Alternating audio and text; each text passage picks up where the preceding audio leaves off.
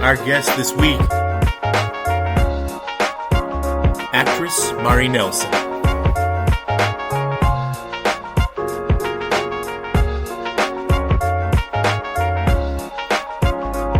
We've got a very special show for you folks.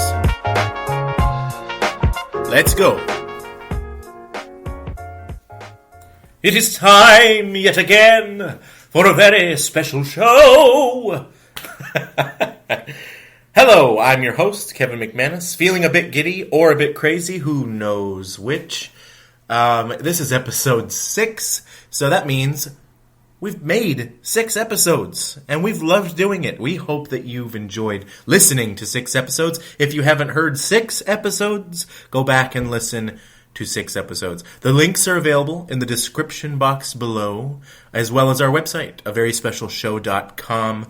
Follow us on Facebook, Twitter, Instagram. Subscribe to our YouTube channel. Those are the best way to keep up with a very special show. A little programming note.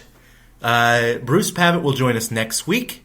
And this week, we feel very fortunate to be joined by brilliant actress with Broadway credits and awards galore, Mari Nelson. So we're just going to go ahead and kick it right on over. For those of you who listen to the live stream, you've heard my voice quite enough. We're going to go ahead and let Mari speak now. Thank you so much for listening. Have a wonderful week. Well, here we are again for another episode of a very special show. This week we've got Mari Nelson, actress of the stage and screen. How you doing today, Mari? I'm good. Thanks, Kevin. Yeah. I have known Mari for a few years. I have some friends that have taken classes from her, and anybody who goes and sees theater in Seattle will know her because she is frequently on the stage of the Seattle Shakespeare Company, the Act Theater. She's all over the place up there. So I'm going to go ahead and ask you a few questions, and then we'll go ahead and dig right into your creative mind. How does that sound?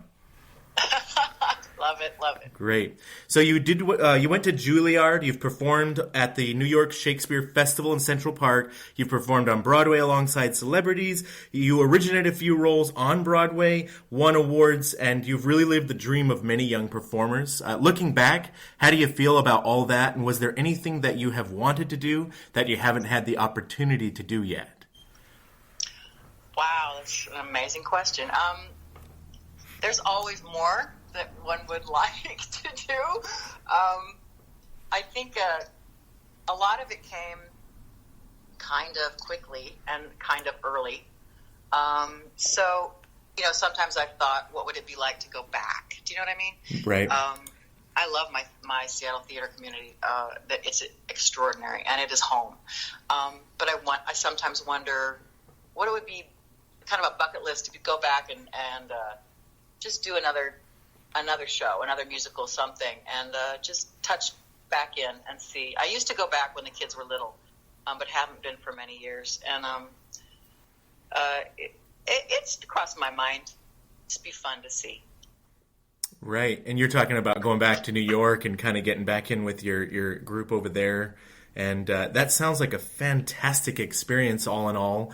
I know that you, in 1990, you originated the role of Elizabeth in 6 Degrees of Separation on Broadway. In the movie that was played by Heather Graham, if anybody's keeping stock there, Stockard Channing and the writer, John Guare, both won Obie Awards for that production. That was quite a Broadway debut for you. That was a good time. And it happens to be my favorite play, and a lot of people that I've been talking to who know it's one of their favorite movies or one of their favorite plays. What was that entire experience like? And for you, from casting through, I know that was your Broadway debut too. I mean, that's quite an amazing experience, I imagine. It was surreal. It was. I came out of Juilliard and I went right into Up Against It. It was a musical by Todd Rundgren, and working with Todd was incredible.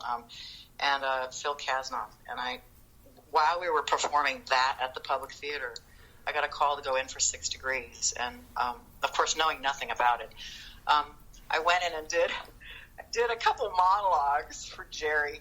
And I remember I sat down on the ground as I did it. And he came up to me afterwards and he said, do you think you could stand up? And I said, no. I kind of lightened the whole experience. And he very kindly came up to me and said, you know what, I have to go through many auditions, but I want you to know that was very interesting to me, what you just did. And he was really upfront and said, you know what, I'm going to see you again. And so that was really exciting. It was an extraordinary time. And then once we got rolling, we were in the Mitzi at Lincoln Center. And then right after the Mitzi, we went right into the Vivian Beaumont and on a full Broadway contract at the Lincoln Center. And Good so gracious. It was a lot.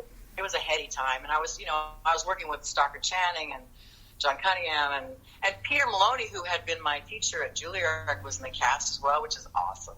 Wow. And Sam Stoneburner said to me, you know, he was in the cast as well, amazing guy. He died a while ago and too young, but he said to me that night when we opened and we went to the Rainbow Room to have our party, and he said, listen, this does not happen all the time. Hold on to this. These memories are so precious because, you know how often it doesn't happen when you get out of school and walk right into something like this? Right. You are so lucky. And I will never forget. He knew it, and it's hard to know those things when you're young and it's happening to you, but he was so right. It was such an honor to be involved in, and yeah, amazing memories, amazing people to work with. It sounds like a very fulfilling creative experience. What is your ideal, thoroughly fulfilling creative experience? If you had all of your, if you could select all the elements, what is your ideal creative experience? Oh, wow. Broad questions. That is an amazing question. Okay, I feel like I'm going to eat an entire cake right now. Okay. I think it would be, at this moment, if answering this question, it would be to create a role that has never been done before. I think that's really my life's blood, so to speak. There's nothing like coming at a new piece that has never been formed before and putting your toes in the water and being part of that community that creates it. Right. So I would think it, and I think it would involve music as well, because I sort of picked up singing again, which, you know, it's something I didn't do for a long time, just because I kept getting theater work, and I don't know. I think it would be a musical, and it would be something that has never been done, and then it would have great success, and then we could make it live a big life. Does that sound? That sounds beautiful. That sounds like a beautiful experience. And you've actually had the opportunity to do that a few times, which unfortunately in my life, I've never been able to do that. And I have, that's a desire I actually have, is to be able to work on something from its beginning stages and kind of get to nurture the character, and then maybe have some people down the line, you know, they say that imitation is the best part of flattery or something like that. Have people like looking back at what you did and kind of working on it and fixing the things that you did that they think they could even do better. It's just like I would love to participate in something like that as well. You have I love that ripple that you created there. Yeah, that's right. How it goes out and it keeps forming. Yeah, it's totally, I mean, because I remember when I read the 6 Degrees of Separation script, I have it here in the house, and I saw the movie, of course, and it's very rarely done, unfortunately. I would love to direct it, by the way, if anybody's listening. I saw your name in there, and I was like, is this the same Mari Nelson? Because I'd heard of you and known you a little bit. And I looked back and I was like, wow, what a cool, crazy experience. And just to have your name in the script that they're distributing is kind of a cool, kind of a little fun thing too. But yeah, I remember the day that we all got ours, because they just came and gave them to us, and it was like, oh, that's cool. Geez, there it is. You can touch it and you go, yay. So you have a few film credits to your name as well, and I'm going to go ahead and just guess that you prefer the stage. Am I right about that? Well, you know, it's been interesting when you say the 6 Degrees film. I think youth sometimes is wasted on the young. It was in my case. I had a lot of opportunity to maybe see if that was something that would be interesting to me, but Jerry asked me to come in for that role, and I never went. It was like a problem for me in my head. I wanted to do theater, and so I lost out. I never picked it up. It never grabbed me. But I think, financially it would have been a good idea. No doubt. Television, a little movie action, can certainly pay the bill. And there are wonderful performances, and what an amazing opportunity it can be. And I think it probably, if I could go back and redo something, I might, wake up to the fact that would have been something to try to pick up as opposed to, not take advantage of. Right. That's very frank, but true. That movie changed my life, and I'm sure that I enjoy doing film work from behind the screen, but being on the stage, for me, the stage offers something more than immediate gratification. I love that we can screw up on stage as performers, and in those moments, you see those magical, meaningful, hilarious things happen. The performer in corrective mode, the excitement of walking on that edge just keeps me returning to the stage. What is it? You're absolutely correct. Is that something that kind of keeps you coming back as well? What are other things that bring you back to the stage? That is it, and it is that it is alive. It is something you really cannot control. No one can control it. No one can take it away from you and edit it and fix it and change it. It is yours. Every night it is in your hands. But not only is it not just in your hands, which is really the point, it is in this company's hands, and then it is given to this other entity, which is the audience. And no one can know what it will be until they are part of that experience. And when the audience sits down and interacts with you, it is communion. It is, to me, it is community at its deepest level. It is sort of, well, this sounds heady, but it's sort of like church because there is something bigger than life to me in that experience, and something that's created that is super natural in a way. That sounds, but that's how it feels. Totally. I actually have known a few people that have gotten married in the theater too, so it can double as a church for some people. Yes, if they want. So do I. I know exactly what you're feeling, that sacredness of walking into the space of a theater, and I spent all the days of my youth in theaters, so it's always been the place that I found my soul was most whole, I guess, and so really, it feeds me. Yeah. Oh, I love it. So I noticed that you often choose Shakespeare work. As a matter of fact, I met you when you were teaching a Shakespeare workshop at Harlequin Productions here in Olympia. Are you particularly drawn to that work? And if so, what is the draw for the Shakespeare work? I think, having gone to Juilliard, and I had a class with Michael Langham, and Michael and I had known each other because I had met him at Banff. I'd worked with his wife, Helen Burns, at Banff when I thought I was going to be an opera singer. Oh. And she said, you know what, Mari, I think maybe you should act. I was like, what? Okay, I don't know what you're saying, but that's cool. And then there was a whole story behind that, but she really helped me find my voice as an actor. And then I met Michael, and Michael had said through this class at Juilliard, and it really landed with me. He talked about how when you're playing Shakespeare, stakes are of paramount importance. This is every moment is life and death. And now you don't take that literally, but the stakes are heightened in a way that it doesn't necessarily happen, obviously, in naturalistic plays and other contemporary plays. It's not the same. And the stories are so deep, and the stories are so universal.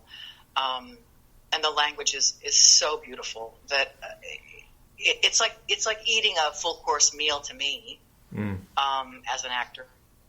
So in that way, I gravitate toward them because I think it's some of the hardest work to get right technically.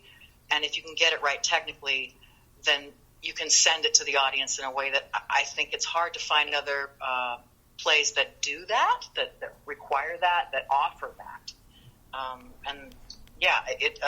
It feels like having been given some of the techniques that I need to give it back to the audience through my schooling. I feel like I need to continue to hone that and to discover it.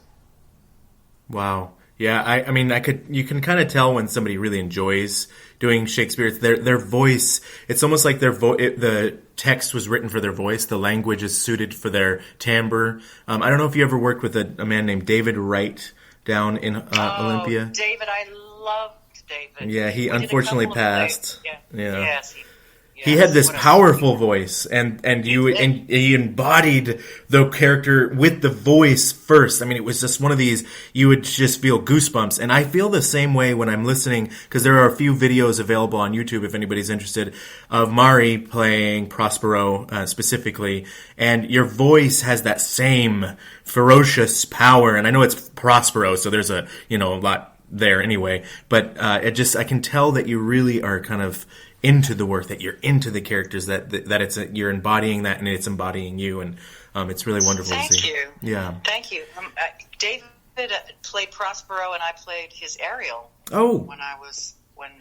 That's one of the productions we did together when I kind of first met him. We did Arcadia when we first met, but then that was an extraordinary wow. production, and he was a very special man. After the break, we'll come back to the interview with Mari Nelson. This episode of a very special show was made possible by contributions from Oli Arts. Oli Arts is the South Puget Sound's premier multi-platform arts publication. They are dedicated to highlighting the amazing arts and culture our community creates. They deliver information about performance, music, visual arts, and cultural events around the South Puget Sound via multiple mediums. Oli Arts offers a bi-monthly print edition, daily online content, occasional podcasts, and enhanced mobile experiences. Oli Arts is the guide to local arts and culture, from the drama of locally produced theater to the eclectic beauty of the Procession of the Species and semi-annual Olympia Arts Walk. Oli Arts print edition is hand-delivered by arts aficionados to local theater and concert patrons, while weekly online updates are curated and customized for local interests. For advertisers and community partners, Oli Arts provides unique access to a highly valued demographic of South Puget Sound audiences and readers. Whether you were born here or you're just visiting for the day, Oli Arts is your expert guide to arts and culture. Find free, up-to-date coverage of local events and happenings at olyarts.org. That's OLYARTS.org.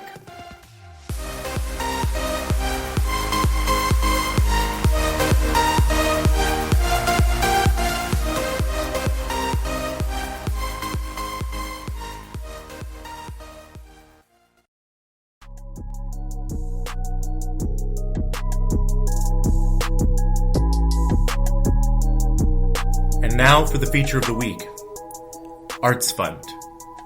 We are revisiting this feature because we believe Arts Fund's mission is more important now than ever. Arts Fund strengthens the community by supporting the arts through leadership, advocacy, and grant making.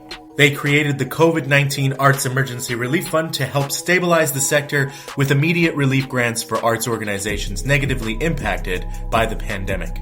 Arts organizations are bracing for worst-case scenarios, which could include closure, bankruptcy, and insolvency. The goal of Arts Fund's COVID-19 Arts Emergency Relief Fund is to help arts and cultural organizations maintain essential functions and retain core staff through the current public health crisis so that they are positioned to reopen when possible. Please visit artsfund.org to donate today, support their mission, and help these arts organizations survive and thrive.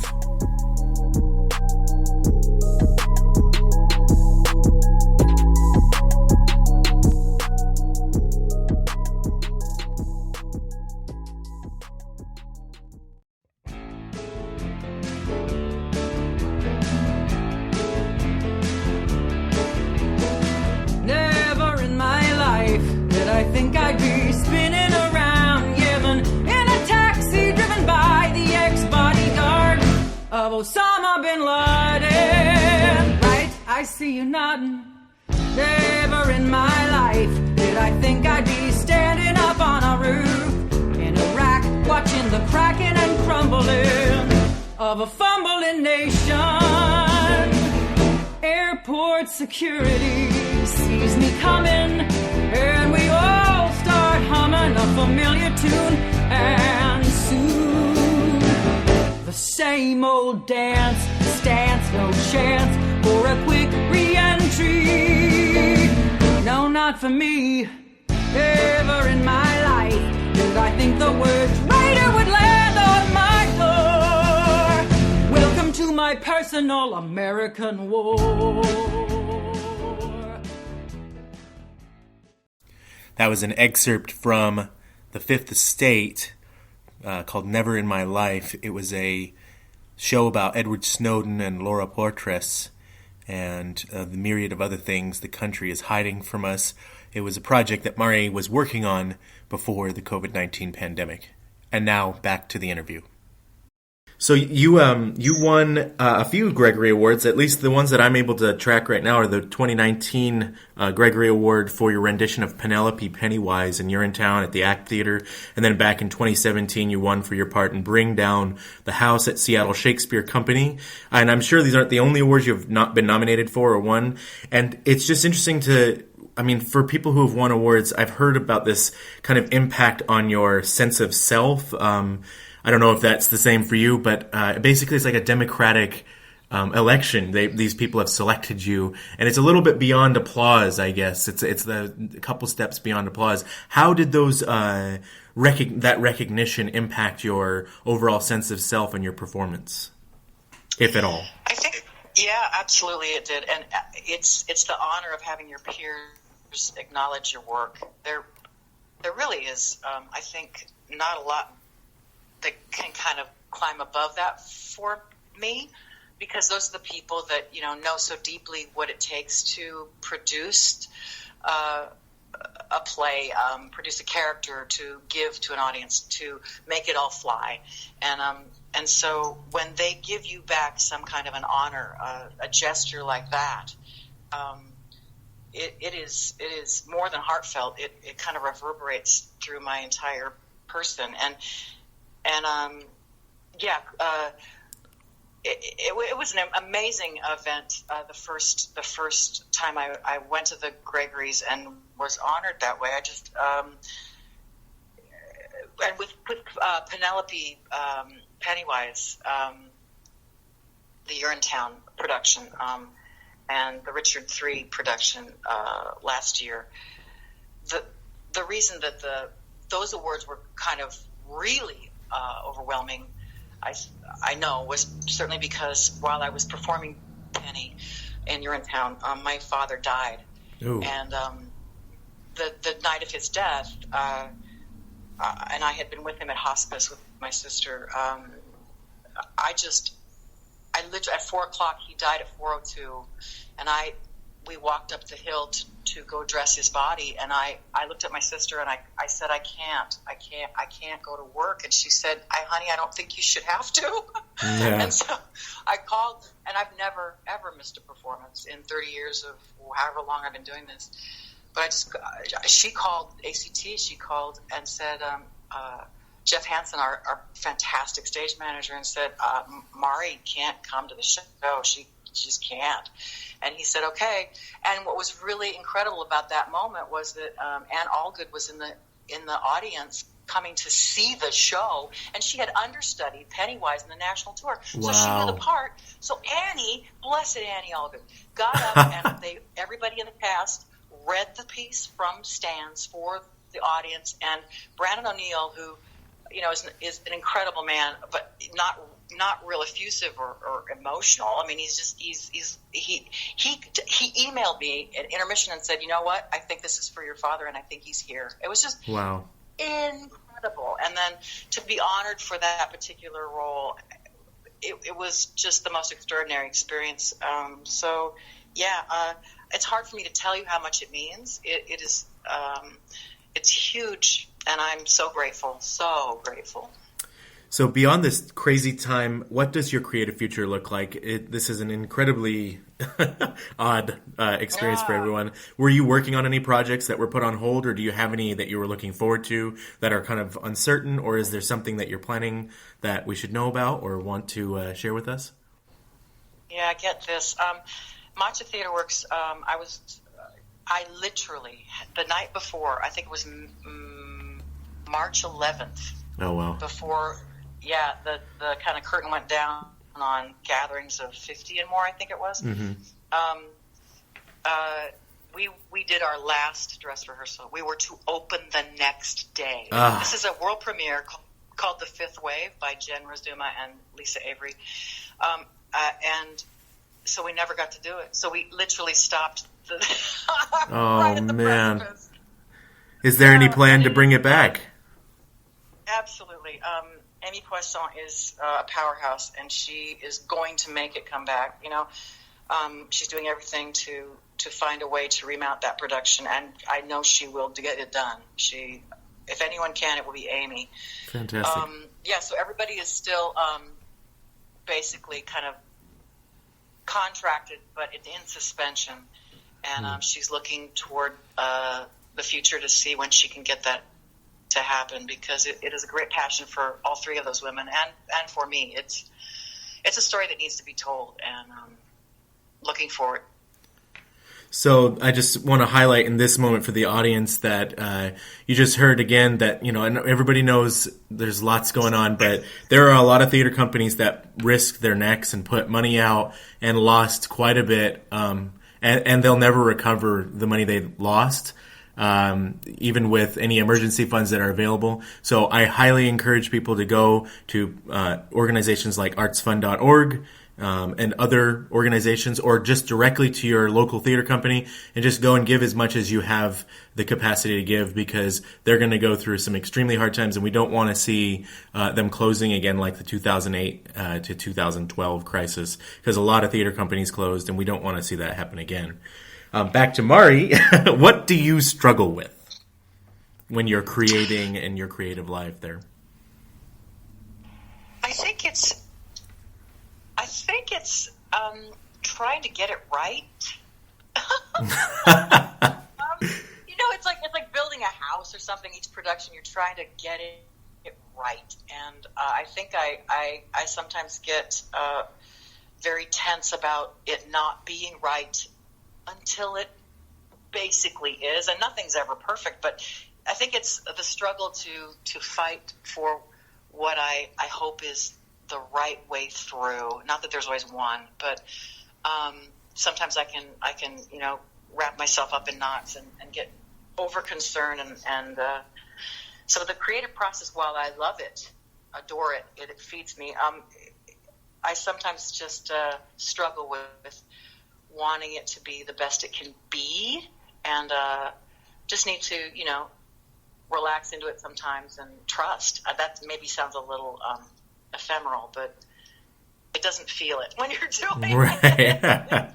As a director, I have to, a lot of the time, trust that a lot of my technicians and actors are doing the work that they need to do. And when I see that they're not, or if I sense that they're not, I can totally feel why you're saying you want it to be right. And so maybe sometimes there's this urge to push it to be right, whereas the creative process might need to take over to make it happen sometimes.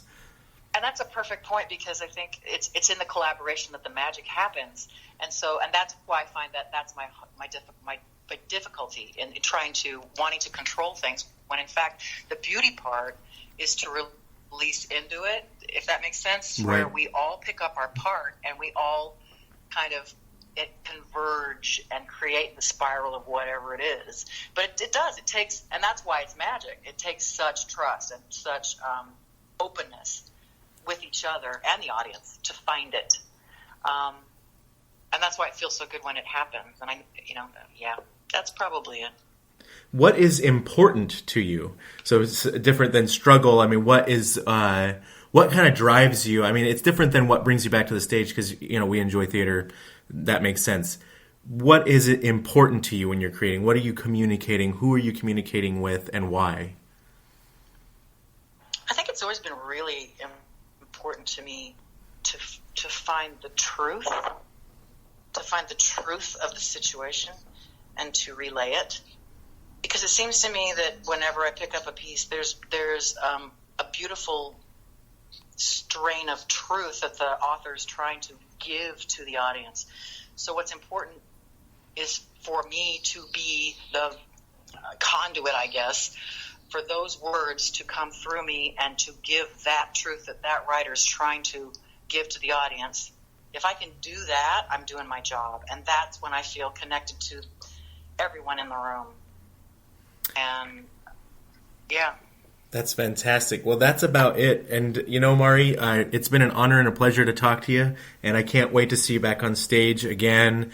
And I hope that you fare well through all this. It's really challenging for me not to be able to do theater. I know it's got to be really challenging for you. And so here's to leaving the house again. Eventually. Yes, let's go have a glass of wine when we can get out of here and go see some theater. And yeah, thank you so much for what you do, Kevin. You do a brilliant job, and it's a pleasure to talk to you. Thank you, Mari. And to listen to your show. Oh, are you enjoying it? Good. Every once in a while I get stuck in the production aspect of things, and then I forget that people are actually listening sometimes. Oh, yeah. No, it's fantastic. Yeah. Well, thank you so much. We'll talk to you soon, okay? Okay. Bye, Kevin. Bye-bye. And we're both beginning to sweat. It's getting tougher, the handling rougher, and I've had enough. Forget the Fourth Amendment. Swipe my laptop, my cell phone. You own it all, don't you? I'm alone, and you're patriots. 40 times detained at the borders, following orders or not. I've got a story to tell. Go on, put me through hell. Never in my life, never in my life, never again in my life will I question my choice. Silence my political voice. I'm in too deep now, and amen. Never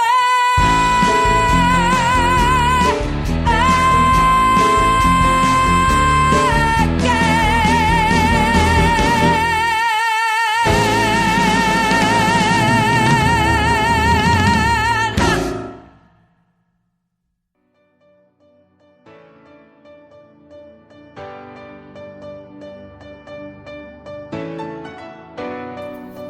Where do you feel whole? You may have heard me say that I feel whole when I'm at a theater, and I think that it's the creativity of the space, the control that I have over that creative energy that makes me feel whole. I invite you to feel whole as well. Go to a place in your mind, if it's the theater, if it's the dance hall, if it's the church. Go to that space in your mind and stay there, reside there. Retain your power, retain your energy, retain your creative soul. Wholeness is important so that we can feel love, so that we can feel compassion, so that we can give positivity to the world, and so that we may receive it in return. If you don't have a place where you feel whole, you can develop one anytime. That is up to you. But you have the power. Keep loving and keep creating.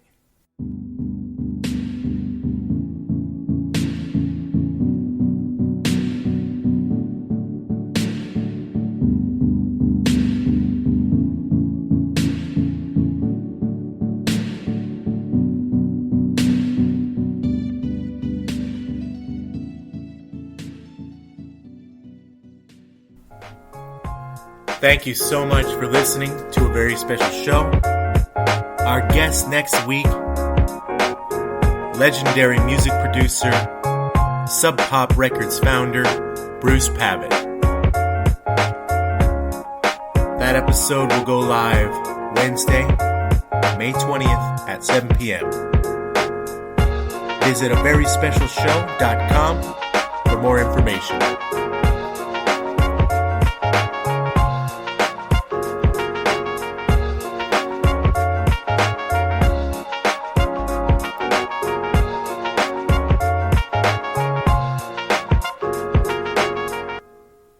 This has been a production of Very Special Media.